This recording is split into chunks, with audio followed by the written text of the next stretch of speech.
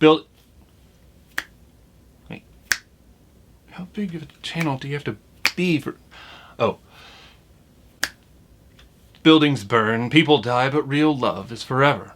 Not the first time we've ventured into the world of Eric Draven and his return from the dead to avenge the brutal attack and death of his beloved Shelley, and it most certainly won't be the last time we revisit the masterfully crafted cinematic world that transformed coastal city Wilmington, North Carolina into a dingy, violence and crime-ridden depiction of a late October Detroit, Michigan.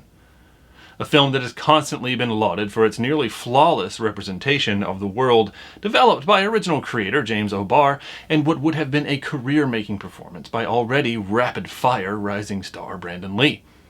Now, despite the high level of controversy that surrounds the production and the almost haunting moments of wondering if audiences see Brandon or a double in any of the faceless scenes, The Crow has managed to persevere and, in the opinion of many, serves as a beautiful homage to the late Lee, despite any modern social media claims that the film is unwatchable.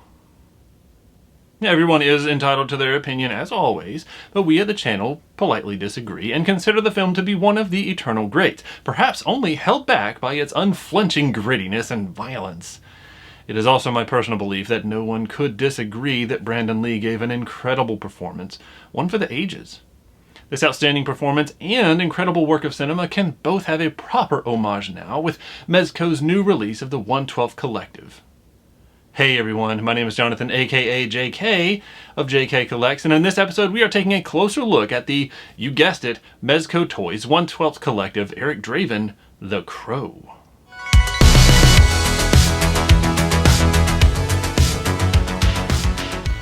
Hey everyone, welcome back. Here we have it, the 1/12 Collective, The Crow, the Brandon Lee version, right? So Eric Draven, very cool presentation. Huge fan of the movie from the moment it came out, just absolute, anything for it. I'm just all behind it. So anyway, here we go, looking at the back. Here's a rendering of what we have included. So we got old Eric here, 3 different heads included beyond the one that's already on it, several different hands, just all kinds of stuff. And I mean, just look at all these fantastic props from the movie. Very excited to get in here. So and then on the side, Believe in Angels, right? So the movie, the one sheet, that very popular one. I always wanted a one of those. I remember I worked at a movie theater. They had one.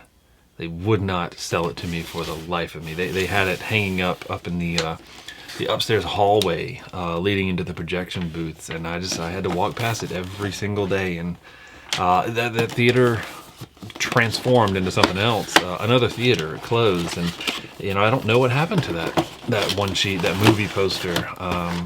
So who knows? But there we go, empty box, and it was an original from when that movie had come through that theater. There's our paperwork for it, right? Some good old 1/12 Collective stuff. And yeah, so here we go. This is my 3rd trip into a Mezco toy, and as it was pointed out recently on the Atticus Doom, no, I don't really have a lot of experience with Mezco, so I am very excited to grow my experience as we go along. We'll pull that bottom tray off so we can get all these little props out. Good protection. I love seeing all this plastic to kind of help. Well, bittersweet. I love seeing all the plastic to help protect things because you don't want stuff to get messed up. But also it is a lot of use of a lot of plastic. And there's a lot of tiny little pieces in here that I'm slowly pulling out, one after another. All weapons. The whole time I've been talking, I've been pulling weapons out. Gabriel. The rest of it is stands and that little bag. I missed the crows because they were black against my black countertop. But there we go. So the rest of it is stands and then the little 1/12 Collective bag, I believe, to store things in. So I'm going to put that tray back in place. We'll pull this top one off. But like I was saying, I mean, it's exciting to get more experience into the Mezco world. That's the fun part about collecting is, you may not be very familiar with it, but the more you dive into it and the more you get to experience it, especially with things that you are a massive fan of like this, it gets even more and more exciting. And everybody is welcome to join into that world, and that's just so great, right? And oftentimes welcomed with open arms. So let's pull all these parts out as I ramble. Not as many things to go through as I had with old Atticus, fortunately, but there are a lot of pieces in here, and it is just fantastic. I'm pulling out all the hands right now. so we can take a closer look at those too. Almost done. Thank you for your patience as we pull all these pieces out. Look at this. We got the hands right here.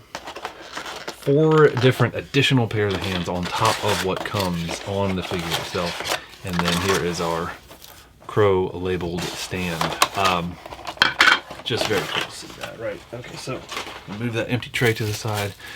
Take that little plastic sheet, move my little stand over, and let's start with the hands. These are the ones that I have closest to me. So, right, several different versions. Okay, now, and you can see like as it evolves through the film, right? So they don't all, he didn't always have the little black electrical tape wrappings that we commonly see, right? So here's where he's in Fun Boy's apartment, and we see the hole, and it is a hole straight through the hand, you know, or right after he tells the very bad joke, and then he says, "You got me, dead bang," and then boom, dead bang happened.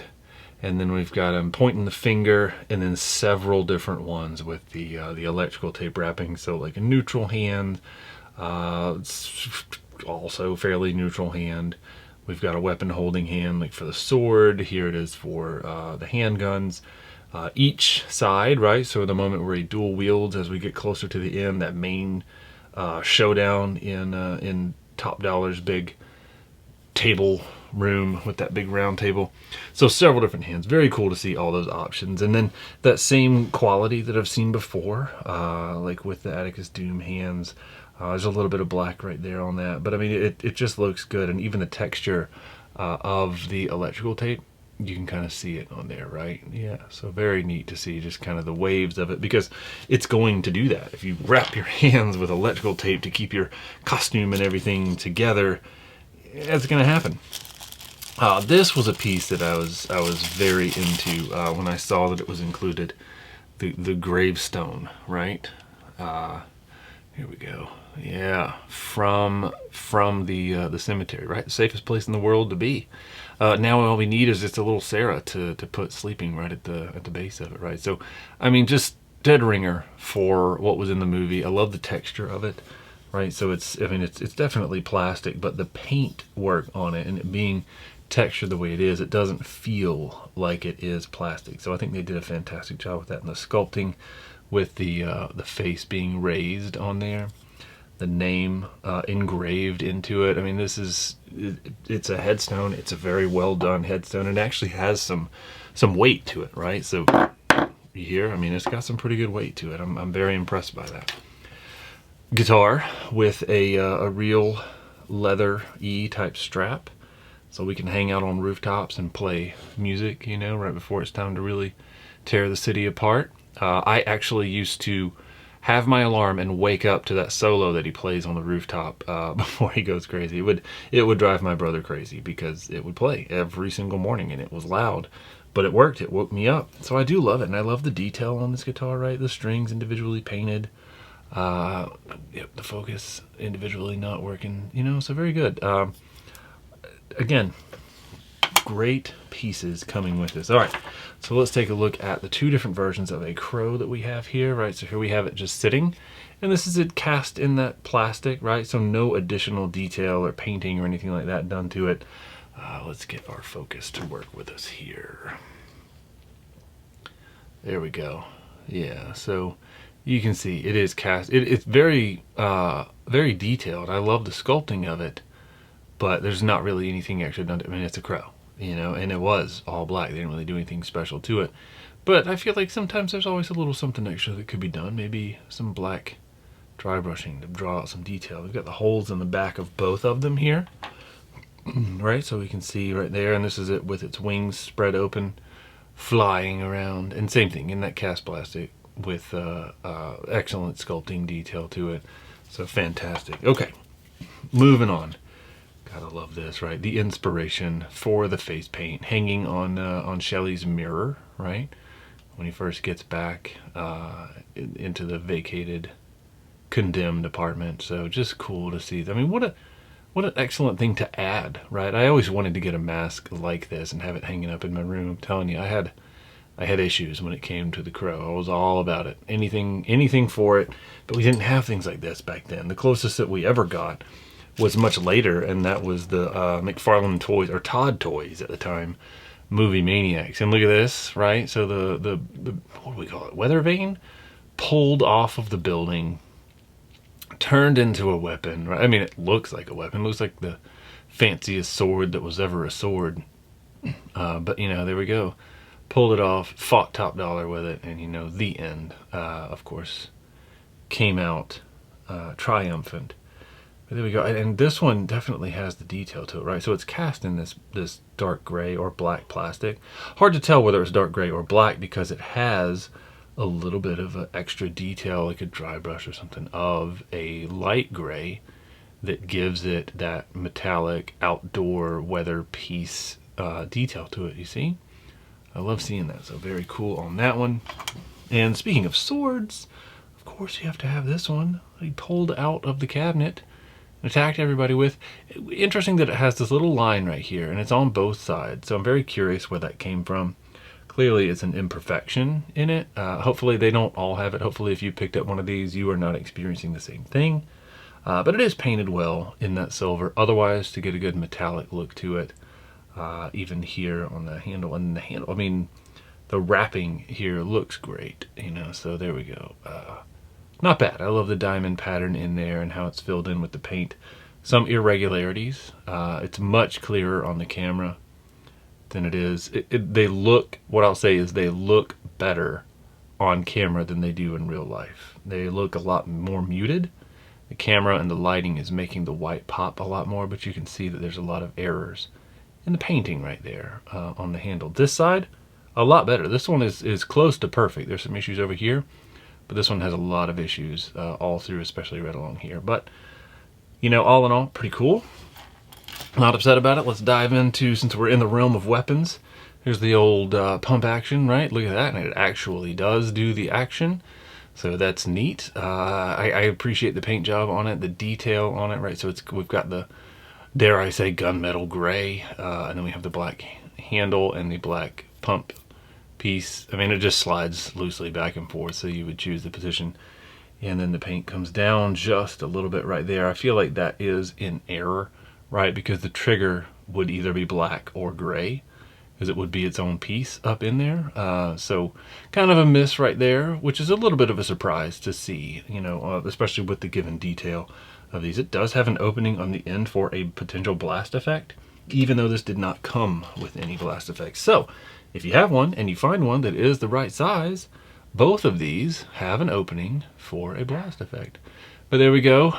Moving on to this other weapon. Look at that. Even a working slide on this. Again, I don't really like to throw in name brands on there, but it is quite obvious what this one looks like it is a name brand copy of. And they did a very good job of it, right? The detail on it, the little paint work with the brown for the handle here, I think it's very well done, right? I like it. And then we've got even the little silver details of those buttons or, you know, pieces that kind of hold it.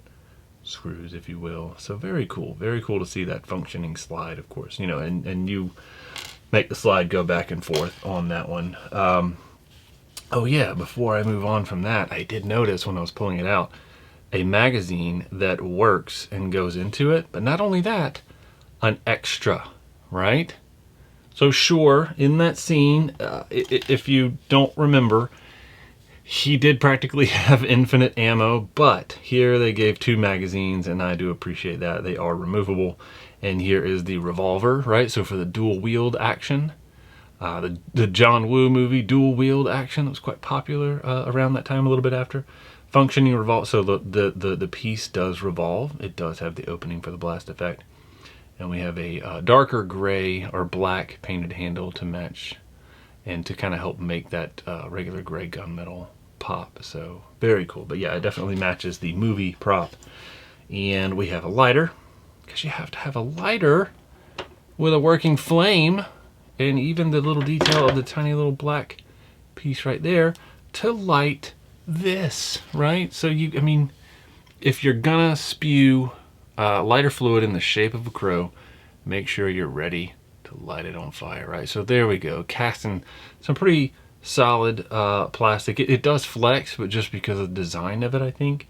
but it is otherwise pretty solid and translucent. Fades from that lightish yellow into an orange, even to almost feels like a red as it goes higher, but definitely gives that solid flame effect. And it's nice and wide open, so he could stand in the middle of it even if he never did. But yeah, so very neat. I mean, that's cool to make a nice little diorama setup with it. And we're not done with accessories, because we had a sword, but we also have a knife, right? You gotta have something to catch when it's thrown at you with like both hands, a little sandwich action. So there's that, right? Very cool. I mean, simple, painted silver, got the black handle, the paint detail on it, not bad at all. Nothing that really stands out as an issue, you know, so nothing that brings any kind of quality control alarm. So there we go. Yep, very cool to see that. All right, that's it for like weapons and everything. Now, the most important, Gabriel. Yes. The old kitty that was still in the apartment a year later, right? Isn't it? A year passes and then he comes back. And it was the dead giveaway that Eric was definitely there, most likely when Sarah came, and you know, she was like, all right, fine, I thought you cared. But there we go. It's good to see some respect for Gabriel. Could this be the first Gabriel action figure that exists? I don't know. But there we go. Nice little sculpted detail on the cat itself, right? So white cat. I like the painted eyes, especially for how small it is, and seeing the detail, like the pink in the ears and the nose and the detail on the eyes. It's very well done, because it looks a lot bigger on the screen, but if you see like next to my horrid thumbnail, it's a pretty small little cat head. And Gabriel does stand up on his own. Here's one of the extra heads. Definitely ready for the fight. Looks like he's out in the rain. Just that look of somewhat insanity that Brandon Lee was able to pull off in this movie. I tell you, this guy did an amazing job. It was a tragedy that we lost him. It was a tragedy that we lost him in this point that would have just absolutely catapulted his career. That was already on a fast rise. I mean, he had a lot of movies in a very short amount of time, but I mean, just look at the detail on this. It definitely looks like Brandon Lee, right? Not easy to do. I mean, the guy's unfortunately been gone for a while, but they're still able to pull that look off and get it so accurate. And even the hair, right? Being a solid sculpt, just they spent so much time getting all of these little clumps of hair to make it look so realistic. But it is, you know, that solid, softer plastic, but it is a solid chunk of plastic. It's not like real hair. And then here, angry, grimace face, right? Look at that. Just look at the anger that they've managed to convey in the eyes. This is fantastic. This is beyond what I expected. In seeing images of this when I pre-ordered it last year, just even the teeth are properly done.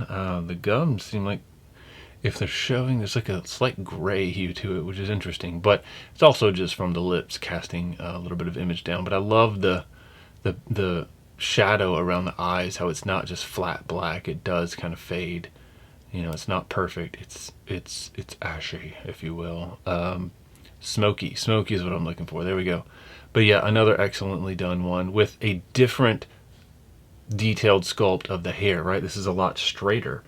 Because maybe it's even a little more wet, right? So yeah, very cool to see that. This might be maybe rooftop battle, because his hair is wet. And then here is the third extra head, and this one's a lot more of a tender moment, right? This could be in the apartment talking to Officer Albrecht. This could be talking to Sarah. This could be, you know, any more gentler time where he's more of Eric instead of angry Eric, right, in the middle of a battle. But every single one of these just seems to capture Brandon Lee, and and just the character from the movie is just amazing. Now let's compare these pieces of hair. Are they the same? I see a lot of similarities, but they're not the same, right? So we've got like very similar pieces here and here, but then this one chunk that's hanging down, not quite there, and this one's slightly different. So that is incredible to see. Yet again, another individual hair sculpt. So just so neat to see that. Okay, now that we've gone through all the extra accessories, let's take a look at the man himself. the Crow, right? So it's so cool to have this. I love all of the Crow appreciation and love that's coming out these days. We did have the opportunity to get a hold of one of these sideshow crows that came out recently, and that was just a fantastic one to look at. But just looking at this one with that additional detail, and yes, somebody did take the time to let me know if you pop the hands off, you can definitely get the jackets off a lot easier. I'm not going to do that because I had, unfortunately, bad luck with my Atticus Doom hands in just popping them off, unfortunately. No extra effort or anything like that. Unfortunately, the little tabs broke, so I don't really want to push my luck, but I will pull this back enough to where we can take a closer look at it, right? So, and here is this face, a definitely very neutral one. Kind of hard to read, right? It's very somewhat stern, but also kind of calm. It's a very stoic face is what we'll say. And yet another individual hair sculpt, because we don't have the piece coming forward, and these are closer than they are here. So yeah, yet another individual hair sculpt. And just looking at the way that the white face paint, because we got hair clear of it now, we got a little bit better look at the face itself. So closed mouth, and you can see where the white actually fades into a flesh tone on the top of his forehead like it really did in the movie, right? It wasn't a perfect job.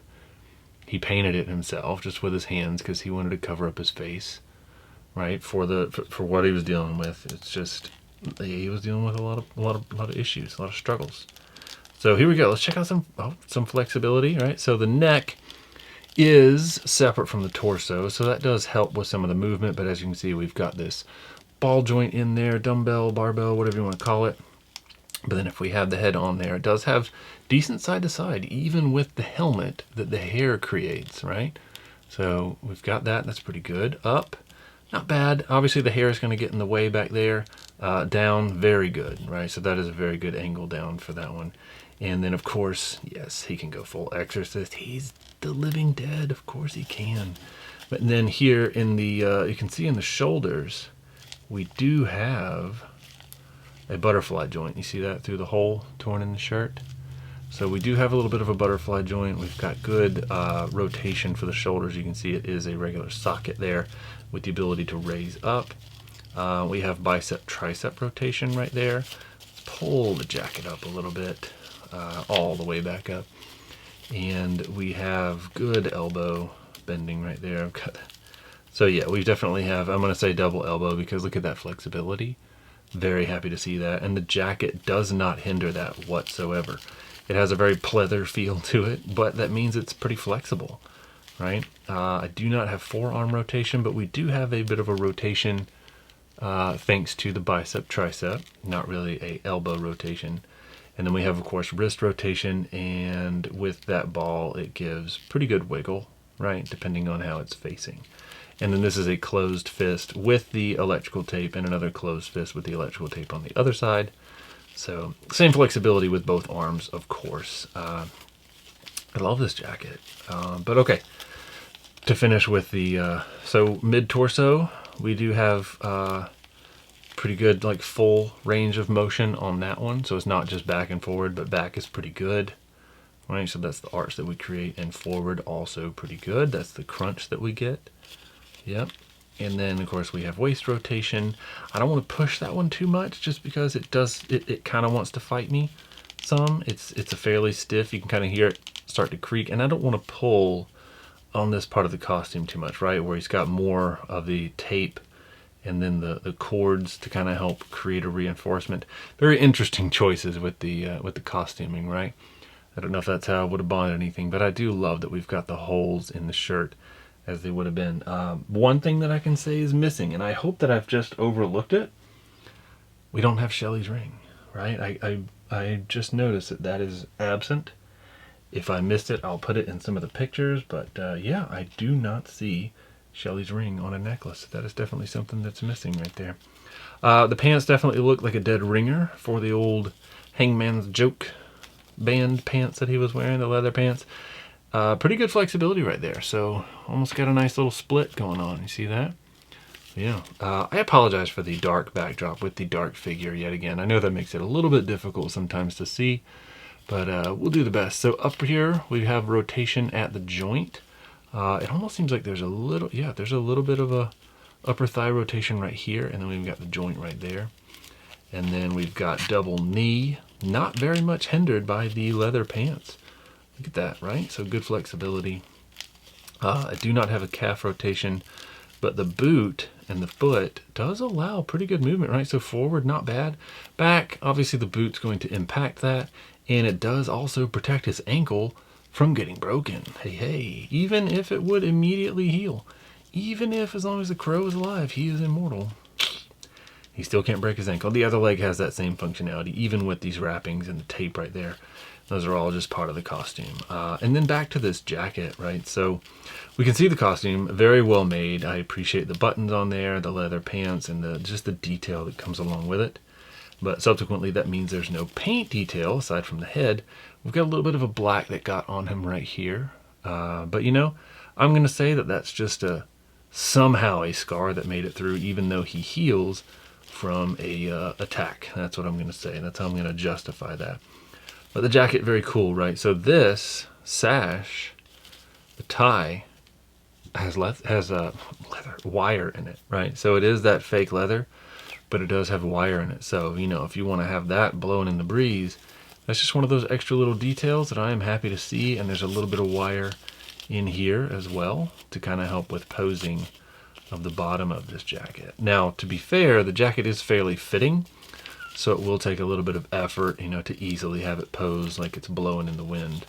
But yeah, I mean, all in all, I am going to say, being a huge fan, and sometimes a picky fan of the Crow, this is a fantastic investment. I say, if you get the opportunity and you're very interested in it, definitely pick this one up. I am 100% sold back on Mezco. I love the Batman and I love this Crow, and I was a little disappointed by the Atticus Doom, but this one has brought me back.